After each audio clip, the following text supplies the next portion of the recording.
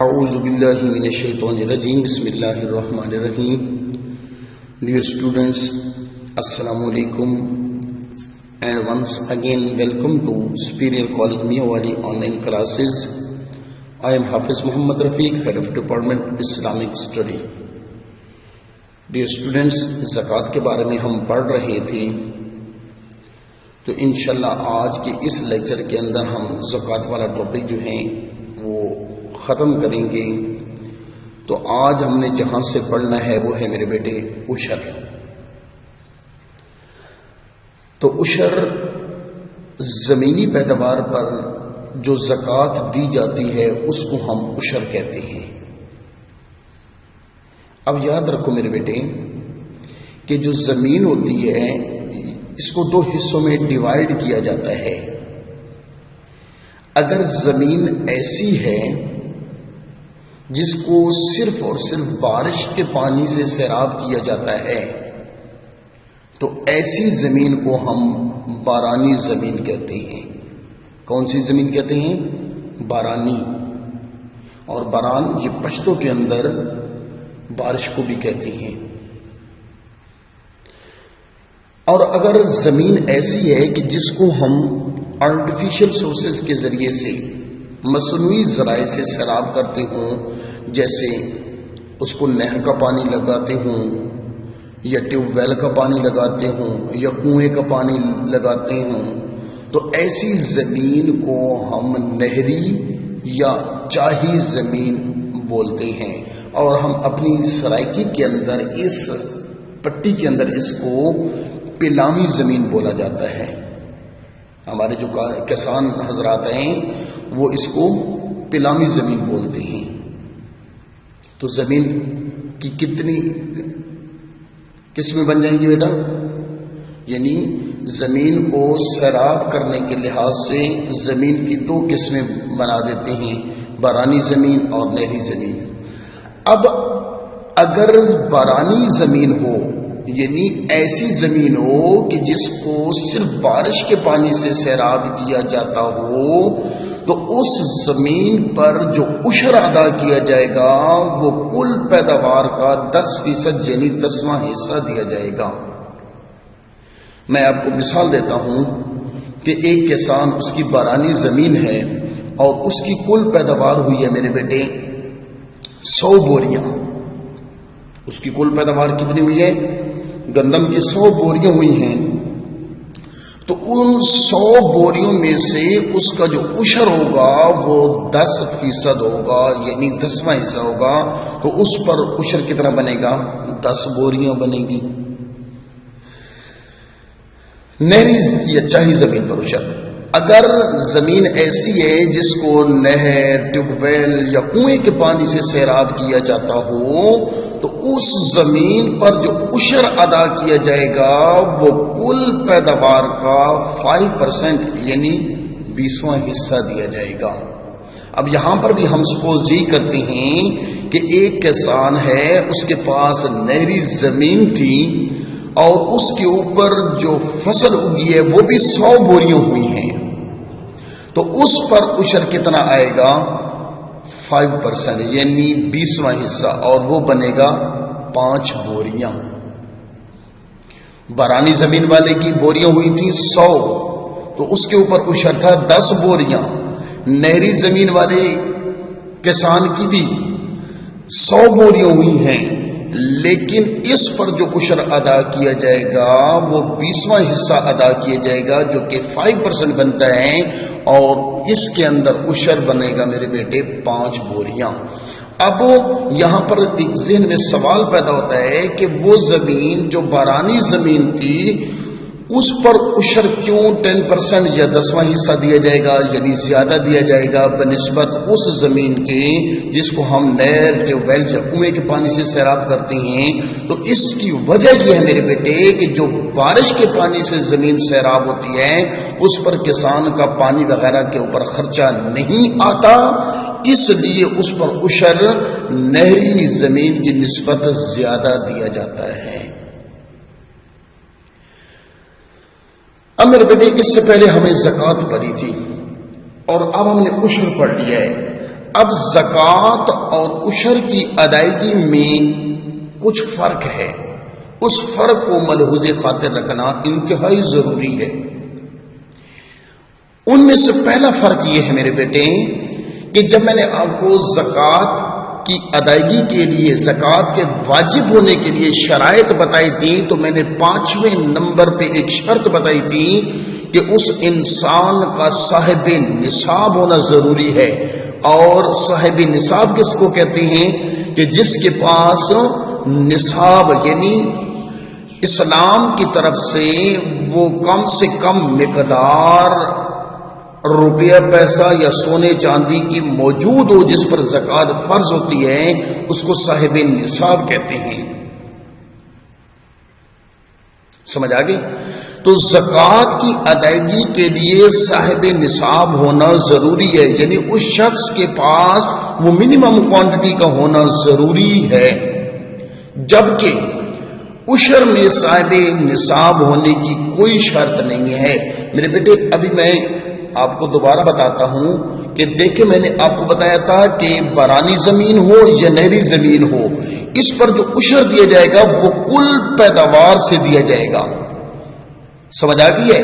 یعنی عشر کے اندر یہ شرط نہیں ہے کہ کم از کم اتنی بوریاں ہوں تو عشر دیا جائے گا، نہیں، کل پیداوار، یعنی اس کے لیے کوئی نصاب اسلام نے مقرر نہیں فرمایا۔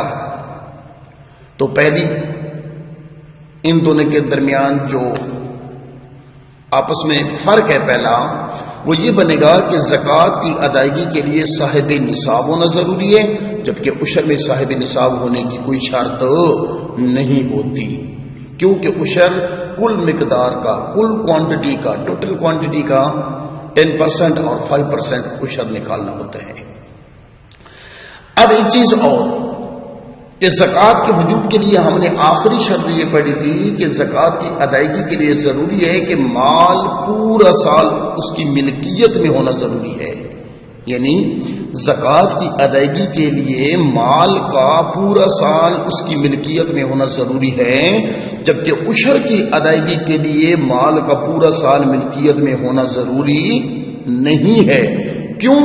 کیونکہ عشر کی ادائیگی کے لیے اللہ پاک نے فرمایا ہے کہ وَآتُوا حَقَّهُ يَوْمَ حَصَادِهِ، کہ جس دن کھیتی کاٹی جائے تو اسی دن اس کا حق ادا کر دو۔ یعنی عشر کے لیے یہ ضروری نہیں ہے کہ اتنا عرصہ پورا سال اس کسان کے پاس، اس انسان کے پاس ملکیت میں رہے تو عشر دیا جائے گا، نہیں، عشر جس دن کھیتی کاٹو اسی دن ادا کرو، یہ فرق ہے۔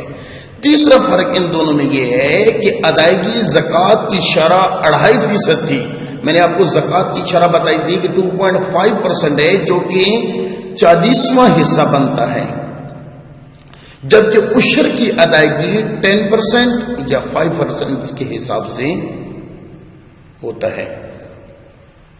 تو یہ ہے میرے بیٹے زکوٰۃ اور عشر کی ادائیگی میں کچھ تھوڑا سا فرق ہے۔ اب اگر ایک انسان اس نے جانور رکھے ہوئے ہوں تو اس کے اوپر زکوٰۃ کس انداز سے دی جائے گی؟ تو سب سے پہلے ہمیں یہ پتہ کرنا چاہیے کہ اس کو کہتے کیا ہیں۔ جانوروں پر جو دی جاتی ہے زکوٰۃ، اس زکوٰۃ کو میرے بیٹے زکوٰۃ السوائم کہتے ہیں، اور سوائم سے مراد وہ جانور ہیں جو سال کا اکثر حصہ چراگاہوں میں چرتے ہوں تو ان کے اوپر زکوٰۃ فرض ہے۔ وہ جانور جو انسان گھروں میں رکھتے ہیں اور ان کا چارہ وغیرہ اپنے گھر سے ہی پورا کرتے ہیں، تو ایسے مویشیوں کے اوپر زکوٰۃ نہیں ہے۔ زکوٰۃ کن مویشیوں کے اوپر فرض ہے؟ یعنی سوائم سے مراد وہ جانور ہیں جو سال کا اکثر حصہ باہر چراگاہوں میں چرتے ہوں، تو ان کے اوپر جو زکوٰۃ دی جاتی ہے، ان مویشیوں پر دی جانے والی زکوٰۃ کو زکوٰۃ السوائم کہتے ہیں۔ اب ان کا نصاب میں زکوٰۃ در ذیل ہے میرے بیٹے۔ سب سے پہلے میں نے ادھر ایک ٹیبل بنا دیا ہے کہ جنس سے مراد کہ وہ ہے کیا چیز۔ بھیڑ بکریاں، اگر بھیڑ بکریاں کسی شخص کے پاس کم از کم 40 ہیں، بھیڑ بکریوں کا نصاب کتنا ہے؟ 40، یعنی ایک شخص کے پاس اگر کم از کم 40 بھیڑیں یا 40 بکریاں یا دونوں کو ملا کر 40 کی تعداد ہے تو اس کے اوپر جو زکوٰۃ بنے گی وہ ایک بکری یا ایک بھیڑ بنے گی۔ اسی طریقے سے گائے اور بھینس کا نصاب کہ کم از کم اگر کسی شخص کے پاس 30 بھینسیں یا گائے ہیں یا دونوں ملا کر 30 کی تعداد میں ہیں تو اس کے اوپر جو زکوٰۃ بنے گی وہ ایک گائے یا ایک بھینس ہے۔ اسی طریقے سے اونٹ کا نصاب کیا ہے کہ کم از کم 5 اونٹ ہوں تو اس کے اوپر زکوٰۃ ایک بکری یا ایک بھیڑ بنتی ہے۔ تو اب میرے بیٹے روپیہ پیسہ پر جو زکوٰۃ دی گئی تھی یا سونے چاندی کے اوپر اس کو ہم نے زکوٰۃ بولا تھا۔ اس کے بعد زمینی پیداوار پر دی جانے والی زکوٰۃ کو ہم عشر کہتے ہیں اور مویشیوں پر دی جانے والی زکوٰۃ کو ہم زکوٰۃ الصوائم کہتے ہیں۔ اب اگر اللہ کا کوئی نیک بندہ، کوئی بھی مسلمان زکوٰۃ دینا چاہتا ہے تو اب اس کو یہ بھی معلوم ہونا چاہیے کہ زکوٰۃ دے کس کو۔ تو زکوٰۃ کے جو مستحق لوگ ہیں ان کو مصارف زکوٰۃ کہتے ہیں۔ یاد رکھو میرے بیٹے کہ یہ جو آپ کا کوشچن ہے مصارف زکوٰۃ والا، یہ اس چیپٹر کا اہم ترین شارٹ کوشچن ہے۔ MCQs بھی آتے ہیں، میں آپ کو بتاؤں گا کہ وہ کس انداز سے پیپر میں آتے ہیں۔ تو مصارف زکوٰۃ، مصارف یہ مصرف کی جمع ہے اور مصرف کہتے ہیں خرچ کرنے کی جگہ۔ اب مصارف زکوٰۃ سے مراد وہ لوگ ہیں میرے بیٹے کہ جن کو اسلام کے مطابق زکوٰۃ کا مال دیا جا سکتا ہے تو ان کو مصارف زکوٰۃ کہتے ہیں۔ اب مصارف زکوٰۃ قرآن پاک کی روح سے مصارف زکوٰۃ کی تعداد میرے بیٹے 8 ہے۔ تو یہ آپ کا سوال MCQs کی شکل میں آ سکتا ہے کہ مصارف زکوٰۃ کی تعداد ہے تو کتنی ہے؟ 8 ہے۔ اور ان مصارف زکوٰۃ کا ذکر قرآن پاک کی سورۃ التوبہ پارہ نمبر 10 میں آیا ہے۔ اب یہ آپ کا ایک اور MCQs میرے بیٹے بن گیا کہ مصارف زکوٰۃ کا ذکر قرآن پاک کی کون سی سورت میں ہوا؟ تو سورۃ التوبہ۔ اب وہ مصارف زکوٰۃ جن کی تعداد 8 ہیں وہ ہیں کون کون سے؟ نمبر 1 فقراء، فقیر سے مراد ان تنگ دست لوگوں کی مدد کرنا جن کے پاس کچھ نہ ہو، یعنی فقیر فقراء وہ شخص کہلاتا ہے کہ جس کے پاس کھانے پینے کے لیے کچھ نہ ہو، یعنی جو ایک ٹائم کا کھا رہا ہے اور اس کو نہیں پتا کہ سیکنڈ ٹائم کا شام کا کھانا اس کو کہیں سے ملے گا بھی صحیح یا کہ نہیں ملے گا۔ سمجھ آ گئی بیٹا؟ تو ایسے شخص کو کیا کہتے ہیں؟ فقیر کہتے ہیں۔ اب دوسرے نمبر پہ کیا ہے؟ مساکین۔ مساکین سے مراد وہ لوگ ہیں جن کے پاس ضروریات زندگی کی بنیادی چیزیں نہ ہوں، یعنی وہ لوگ جن کا معمولی سا کوئی کاروبار ہو، ایک ایسی جاب ہو جس کے اندر بہت کم تنخواہ ہو، اور ایسی چیزیں کہ جو بنیادی ضرورتیں ہیں اور ان بنیادی ضرورتوں سے وہ محروم ہوں تو وہ مسکین کہلائیں گے، یعنی زکوٰۃ کا مال مساکین کو بھی دیا جا سکتا ہے۔ اب مصارف زکوٰۃ میں سے تیسرے نمبر پہ ہیں میرے بیٹے عاملین علیہا۔ عاملین علیہا اس سے مراد زکوٰۃ کی وصولی پر متعین لوگوں کی تنخواہیں ہیں، یعنی محکمہ زکوٰۃ کے ملازمین لوگوں کو بھی آپ زکوٰۃ کا مال دے سکتے ہیں۔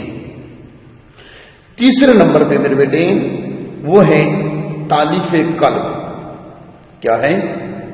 تالیف قلب، یعنی تالیف قلب سے مراد جب مؤلفۃ القلوب بھی ان کو کہتے ہیں، یعنی اس سے مراد وہ لوگ ہیں میرے بیٹے جو نئے نئے مسلمان ہوئے ہوں، یعنی ان لوگوں کو جب زکوٰۃ کا مال دیں گے تو ان کے دلوں کے اندر اسلام کی محبت میں مزید اضافہ ہوگا، تو لہذا ایسے لوگوں کو بھی آپ زکوٰۃ کا مال دے سکتے ہیں جو لوگ نئے نئے اسلام میں داخل ہوئے ہوں۔ رقاب، یہ بھی عربی کا لفظ ہے میرے بیٹے، گردن کو کہتے ہیں۔ ویسے رقبۃن سے رقبہ گردن کو کہتے ہیں، تو اسی سے رقاب۔ اس سے مراد ایسے غلام، یعنی رقاب سے مراد ایسے غلام ہیں جو اپنے آپ کو آزاد کروا سکتے ہوں، لیکن ان کے پاس اتنی مال و دولت نہ ہو کہ وہ دے سکیں، تو ایسے لوگوں کی اعانت کرنا، ایسے لوگوں کی مدد کرنا بھی زکوٰۃ کے پیسوں سے جائز ہے۔ یعنی ایسے لوگوں کو بھی آپ زکوٰۃ کا مال دے سکتے ہیں تاکہ وہ اپنے آپ کو آزاد کروا سکیں۔ غارمین، غارمین سے مراد کہ ایسے مقروض لوگ، یعنی ایسے ایک انسان ہے جو مفلسی کی وجہ سے، جو غربت کی وجہ سے اپنا قرضہ اتارنے کی طاقت نہ رکھتا ہو، لیکن یہ قرضہ اس نے جائز مقاصد کے لیے دیا ہو، تو ان لوگوں کو بھی آپ زکوٰۃ کا مال دے سکتے ہیں۔ فی سبیل اللہ، اللہ تعالیٰ کی راہ میں خرچ کرنا، بالخصوص اس سے مراد دین اسلام کی حفاظت کے لیے وسائل فراہم کرنا، یعنی فی سبیل اللہ سے مراد یعنی اللہ کی راہ میں اگر آپ نے زکوٰۃ کا مال دینا ہے تو اس سے مراد وہ وسائل فراہم کرنا جو دین اسلام کی حفاظت کے لیے ہوں۔ ابن سبیل، مسافر، اس سے مراد ایسے مسافر ہیں جو اپنی منزل سے دور ہوں اور منزل مقصود تک پہنچنے کے لیے ان کے پاس سرمایہ نہ ہو، تو اس کو بھی آپ زکوٰۃ کا مال دے سکتے ہیں۔ اس کی میں ایک سمپل سی مثال دے دیتا ہوں کہ ایک شخص ہے، وہ سفر کر رہا ہے، دوران سفر ڈاکوؤں نے ڈاکہ ڈال دیا اور ان کے پاس جتنی بھی نقدی تھی، جو بھی چیزیں تھیں، وہ ساری کی ساری انہوں نے کیا کر لی، ان سے لے لی۔ اب اس شخص کے پاس کوئی ایسی چیز بھی نہیں ہے کہ جس کو بیچ کر وہ کرایہ کی صورت میں پیسے وصول کریں اور گھر جا سکیں۔ سمجھا کہ کوئی چیز ایسی نہیں ہے کہ جس کی وجہ سے وہ گھر جا سکے، تو ایسے شخص کو بھی زکوٰۃ کا مال دیا جا سکتا ہے۔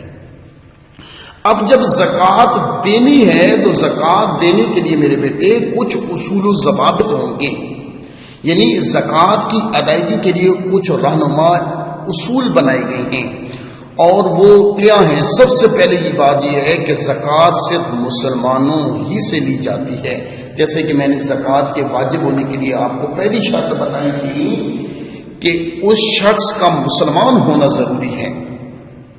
نمبر 2، مال پر زکوٰۃ کی ادائیگی اس وقت فرض ہوتی ہے جب کہ اس مال کو جمع کیے ہوئے پورا سال گزر چکا ہو، وہ چھٹی شرائط۔ نمبر 3، زکوٰۃ دینے والوں کو چاہیے کہ زکوٰۃ لینے والے کا زکوٰۃ کے مستحق ہونے کا ممکن حد تک اطمینان بھی کر لے۔ نمبر 4، زکوٰۃ کی رقم سے ضرورت کی اشیاء بھی خرید کر دی جا سکتی ہیں۔ نمبر 5، مستحق زکوٰۃ یعنی مصارف زکوٰۃ کو یہ بتانا بھی ضروری نہیں کہ یہ مال یا پیسہ زکوٰۃ کا ہے۔ اور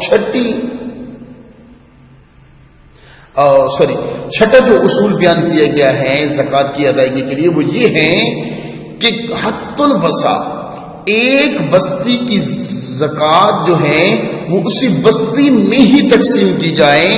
ہاں، ایک بستی کی زکوٰۃ ضرورت کے وقت دوسری بستی کے لوگوں کو دی جا سکتی ہے۔ مثال کے طور پر ایک بستی کے اندر سیلاب آ گیا، قحط پڑ گیا، زلزلہ آ گیا، تو اس صورت میں ایک بستی والوں سے لی جانے والی زکوٰۃ کسی اور بستی کے اندر رہنے والے لوگوں کے اندر بھی تقسیم ہو سکتی ہے۔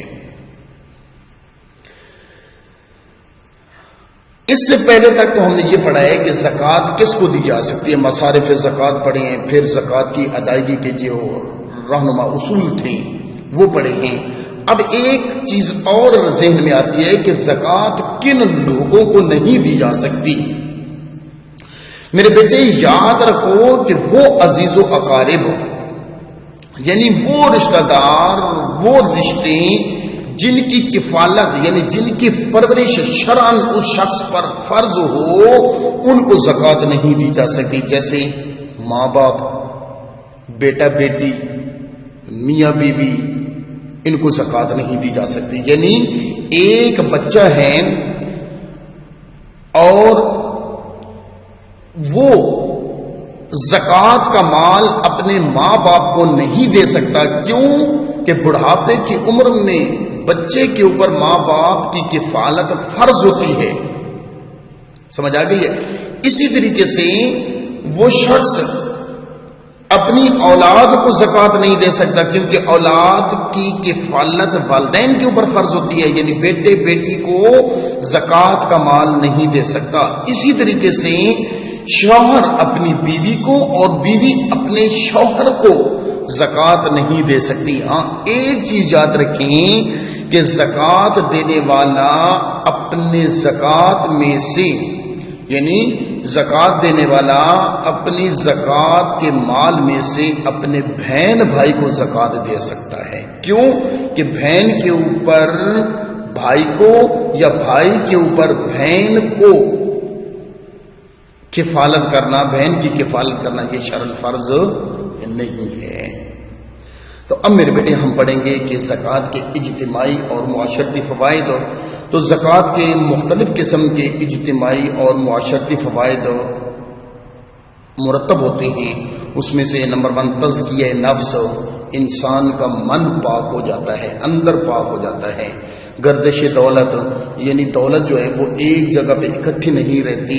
زکوٰۃ کی صورت میں جب لوگ مصارف زکوٰۃ کو زکوٰۃ کا مال دیتے ہیں تو وہ مال جو ہے وہ تقسیم ہوتا رہتا ہے، دولت جو ہے وہ گردش میں آتی رہتی ہے۔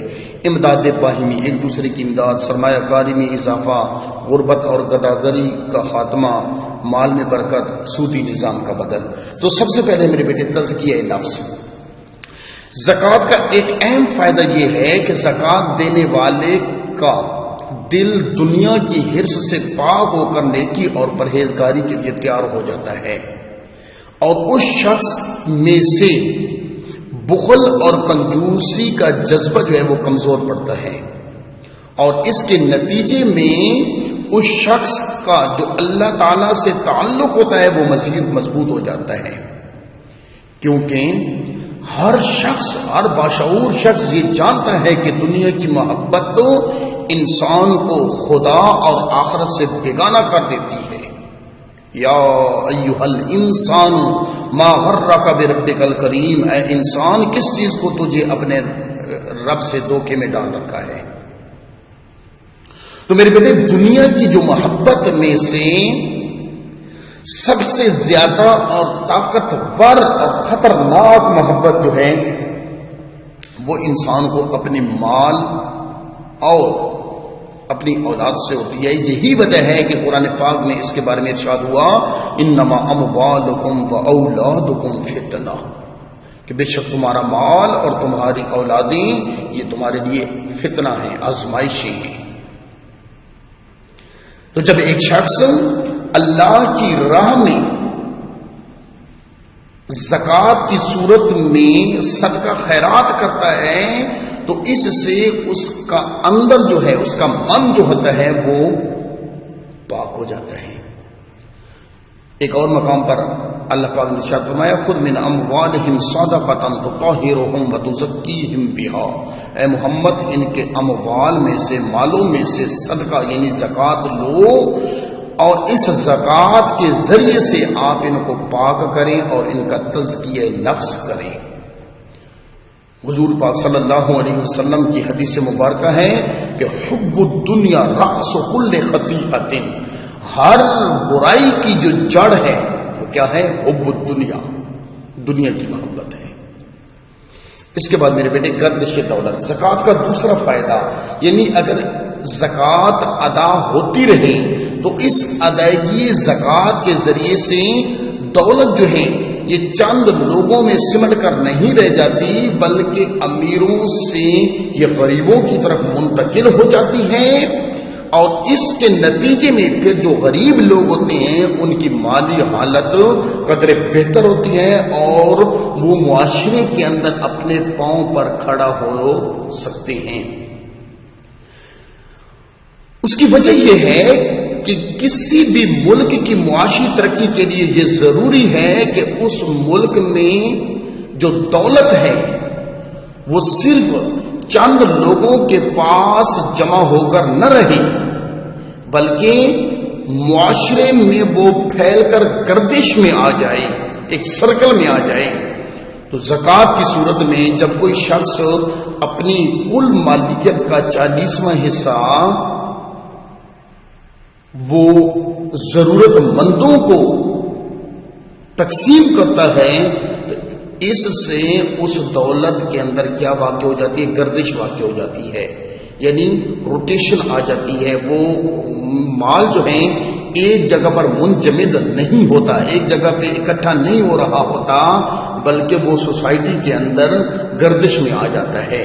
اور زکوٰۃ کا یہ مقصد قرآن مجید میں اس طرح بیان کیا گیا ہے کہ کہ لا یکون دولۃ بین الاغنیاء منکم، تاکہ ایسا نہ ہو کہ دولت تمہارے دولت مندوں میں ہی پھرتی رہے۔ اس کے بعد میرے بیٹے امداد باہمی، زکوٰۃ کا ایک بہت بڑا فائدہ یہ ہے کہ جب ملک کے غریب، نادار اور بے سہارا افراد کی امداد کا مستقل انتظام بند ہو جاتا ہے، یعنی زکوٰۃ کی ادائیگی کی صورت میں اس ملک کے اندر جتنے بھی غریب، نادار اور بے سہارا افراد ہوتے ہیں اس زکوٰۃ کے ذریعے سے ان کا ایک مستقل امداد کا انتظام بن جاتا ہے۔ پھر انہیں اس بھوک اور ننگو آر کے صدمے نہیں سہنے پڑتے، کیونکہ میرے بیٹے اسلام معاشرے میں ہر فرد کو باعزت زندگی کا حق دیتا ہے۔ تو یہ حق انسان کو کس وقت حاصل ہو سکتا ہے؟ اس مقصد کے حصول کے لیے ادائیگی زکوٰۃ کا وقت پر ادا کرنا یہ سب سے بڑا اور مؤثر ذریعہ ہے۔ اور جو زکوٰۃ کا نظام ہے یہ سوشل سیکورٹی کی اسلامی سکیم ہے میرے بیٹے، اور اگر اس نظام کو صحیح معنوں میں عمل میں لایا جائے تو معاشرے میں کوئی شخص غربت کی زندگی نہیں گزار پائے گا، کوئی شخص بھوکا ننگا نہیں رہے گا۔ حضور صلی اللہ علیہ وسلم کا فرمان ہے، آپ صلی اللہ علیہ وسلم نے فرمایا ان اللہ افترض علیہم صدقۃ تؤخذ من اغنیائہم وترد علی فقرائہم، کہ بے شک اللہ پاک نے ان یعنی مالدار لوگوں پر زکوٰۃ کو فرض کیا ہے، جو ان کے دولت مندوں سے لے کر ان کے غریبوں کو لوٹائی جائے۔ یعنی جو زکوٰۃ ہے وہ اللہ تعالیٰ کی طرف سے مالدار لوگوں پر فرض ہے، جو مالدار لوگوں سے لے کر ان لوگوں میں تقسیم کی جاتی ہے جو لوگ اس کے مستحق ہوتے ہیں۔ تو زکوٰۃ کا ایک اور فائدہ یہ ہے کہ سرمایہ کاری میں اضافہ۔ اگر مالدار شخص اپنے پیسہ کسی کاروبار میں نہ لگائیں تو اس کو ہر سال زکوٰۃ ادا کرنے میں سے اس کے مال میں ظاہراً مسلسل کمی واقع ہوگی، تو لہذا اس کمی سے بچنے کے لیے وہ امیر لوگ اس بات پہ مجبور ہو جائیں گے کہ وہ اپنی جمع کی ہوئی اس دولت کو کسی نفع بخش کاروبار میں لگائیں. تو جب وہ اس کمی سے بچنے کے لیے اپنی رقم نفع بخش کاروبار میں لگائیں گے تو اس طرح پھر سرمایہ کاری کا رجحان وہ انکریز ہوگا، بڑھے گا. اور جب کسی ملک کے اندر سرمایہ کاری کا رجحان بڑھتا ہے تو اس سرمایہ کاری کے رجحان کے بڑھنے سے اس ملک کی معیشت جو ہے وہ مزید مضبوط ہو جاتی ہے. اور یہ جو اسلام کا نظام زکوٰۃ ہے یہ کسی ملک کی معاشی نظام میں ایک ریڑھ کی ہڈی کی حیثیت کی مانند ہے. حضور صلی اللہ علیہ وسلم کا فرمان ہے زکوٰۃ ادا کرنے سے مال کم نہیں ہوتا بلکہ بڑھتا ہے. تو نیکسٹ میرے بیٹے، غربت اور گداگری کا خاتمہ. زکوٰۃ سے کسی بھی ملک میں سے غربت کو بالکل ختم کیا جا سکتا ہے. اگر دنیا یہ سوچ لیں کہ ہم نے اس دنیا سے یا کوئی بھی ملک یہ اپنا نصب العین بنا لے، یہ مقصد بنا لے کہ ہم نے اپنے ملک سے غربت کا خاتمہ کرنا ہے، تو وہ زکوٰۃ سے ہو سکتا ہے. کیونکہ زکوٰۃ کا جو بنیادی فلسفہ ہے وہ ہے ہی یہی کہ زکوٰۃ امیروں سے لے کر غریبوں میں تقسیم کی جاتی ہے، جس سے اس معاشرے کے غریب لوگوں کی مالی حالت بہتر ہو جاتی ہے اور اس کے نتیجے میں وہ معاشرہ، وہ سوسائٹی امن و امان کا گہوارہ بن جاتی ہے. لیکن اگر زکوٰۃ ادا نہ کی جائے یا ادا کی جائے لیکن مستحق افراد کو نہ دی جائے تو اس صورت میں انسان معاشی پریشانیوں کی وجہ سے بھیک مانگنے پر مجبور ہو جاتا ہے، جبکہ اسلام نے بھیک مانگنے کو ناجائز قرار دیا ہے.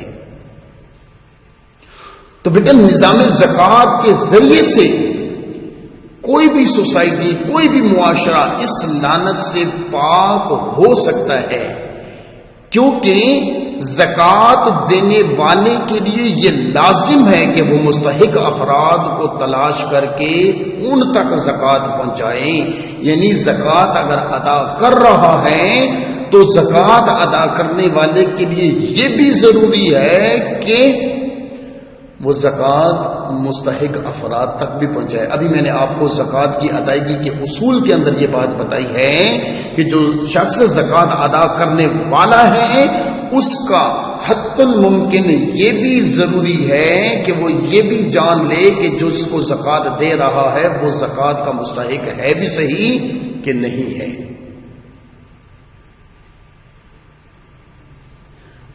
تو میرے بیٹے زکوٰۃ دینے کے لیے لازم ہے کہ وہ مستحق افراد کو تلاش کر کے زکوٰۃ ان تک پہنچائے. اور جب کسی ضرورت مند کی ضرورت میرے بیٹے بغیر مانگے پوری ہو جاتی ہے تو پھر اسے بھیک مانگنے کی کیا ضرورت رہ جائے گی. حضرت عمر رضی اللہ تعالی عنہ نظام زکوٰۃ کے ذریعے سے ہی غربت و گداگری کا خاتمہ کیا. حضرت عمر رضی اللہ تعالی عنہ نے اپنے دور حکومت کے اندر زکوٰۃ کے ذریعے سے غربت اور یہ جو گداگری ہے اس کو ختم کیا تھا. اس زمانے میں زکوٰۃ دینے والے ملتے تھے، لینے والا کوئی نہیں ہوتا تھا. تو میرے بیٹے مال میں برکت. زکوٰۃ دینے سے یاد رکھو بظاہر تو مال کم ہو رہا ہوتا ہے لیکن حقیقت میں وہ کم نہیں ہوتا بلکہ اللہ تعالیٰ اس کے اندر مزید برکت ڈال دیتا ہے. کیونکہ جو چیز، جو مال آپ اللہ کی راہ میں خرچ کرتے ہیں وہ مال آپ کا اللہ کے پاس جمع پڑا ہے. بروز قیامت آپ کو نیکیوں کی صورت میں اس کی جزا ملے گی. اور یہ اللہ کا وعدہ بھی ہے کہ جو شخص اللہ کی راہ میں مال خرچ کرتا ہے وہ کم نہیں ہوتا بلکہ اللہ اس کو 700 گنا بڑھا دیتا ہے. قرآن پاک کے اندر ارشاد ہے ان تقرضوا اللہ قرضا حسنا یضاعفہ لکم، اگر تم اللہ کو قرض حسنہ دو تو وہ اس کو تمہارے لیے 2 گنا کر دے گا۔ ایک اور جگہ پہ اللہ تعالیٰ نے ارشاد فرمایا مثل الذین ينفقون اموالهم فی سبیل اللہ کمثل حبۃ انبتت 7 سنابل فی کل سنبلۃ 100 حبہ، کہ مثال یعنی اللہ کی راہ میں جو لوگ خرچ کرتے ہیں اس کی مثال اس ایک دانے کی مانند ہے، یعنی جو اللہ کی راہ میں خرچ کیا وہ ایک دانہ ہے، اور وہ دانہ اس کی مثال یہ ہے کہ جو 7 بالیاں اگاتا ہے اور ہر ایک بالی پر 100 دانے ہوتے ہیں۔ اب ایک سے کتنی بالیاں نکلی؟ 7، ہر بالی پر کتنے دانے ہوئے؟ 100، تو ایک دانے کے بدلے کتنا؟ 700 دانے مل رہے ہیں۔ تو زکوٰۃ ادا کرنے سے میرے بیٹے مال میں کمی نہیں ہوتی، بلکہ اللہ تعالیٰ اس زکوٰۃ کی وجہ سے اس مال میں برکت ڈال دیتے ہیں۔ اور زکوٰۃ کا جو اہم ترین فائدہ ہے میرے بیٹے وہ یہ ہے کہ اس دور کے اندر سود ہمارے خون کے اندر رچ بس چکا ہے۔ تو یہ جو سودی نظام ہے، اس نظام کو ختم کرنے کے لیے اس نظام کا جو الٹرنیٹ ہے وہ کیا ہے؟ زکوٰۃ ہے، کیونکہ زکوٰۃ سے بھی مال اللہ تعالیٰ بڑھا دیتا ہے۔ تو اسلام کا جو نظام زکوٰۃ ہے اسٹوڈینٹس، وہ سودی نظام کا بدل ہے۔ آج کل چونکہ عالمی سطح پر سودی نظام رائج ہیں، اور سود ایک ایسی لعنت ہے جس میں محنت کے بغیر انسان کے سرمایہ میں اضافہ ہو جاتا ہے، جس کی وجہ سے معاشرے کے اندر طبقاتی کشمکش ہر وقت برپا رہتا ہے۔ یعنی سرمایہ دار غریب کا جینا دو بھر کر دیتا ہے، حرام کر دیتا ہے، مشکل کر دیتا ہے۔ جہاں امیر لوگ اپنی معاشرے کے غریب اور نادار لوگوں کو حقارت کی نگاہ سے پھر دیکھیں گے اور ان کے ساتھ بے حسی اور لاپرواہی کا رویہ اپنائیں گے، تو غریب لوگوں کے دلوں میں امیر لوگوں کے خلاف نفرت کے جذبات پروان چڑھیں گے۔ تو اس سے معاشرے کے اندر کبھی امن و امان کی فضا پیدا نہیں ہو سکتی۔ اس لیے اسلام نے ضرورت مندوں کے مسائل کو زکوٰۃ کی مدد سے حل کرانے کی تلقین کی ہے، تاکہ لوگوں کو سود سے نجات مل جائے۔ اور اسی بات کی طرف اللہ تعالیٰ نے اشارہ فرمایا ہے کہ یمحق اللہ الربا ویربی الصدقات، اللہ تعالیٰ سود کو مٹاتا ہے اور صدقات کو بڑھاتا ہے۔ تو میرے بیٹے آج کا یہ لیکچر ختم ہوا ہے۔ زکوٰۃ کے بارے میں کسی قسم کا کوئی سوال ہو تو آپ مجھ سے پوچھ سکتے ہیں۔ السلام علیکم ورحمۃ اللہ وبرکاتہ۔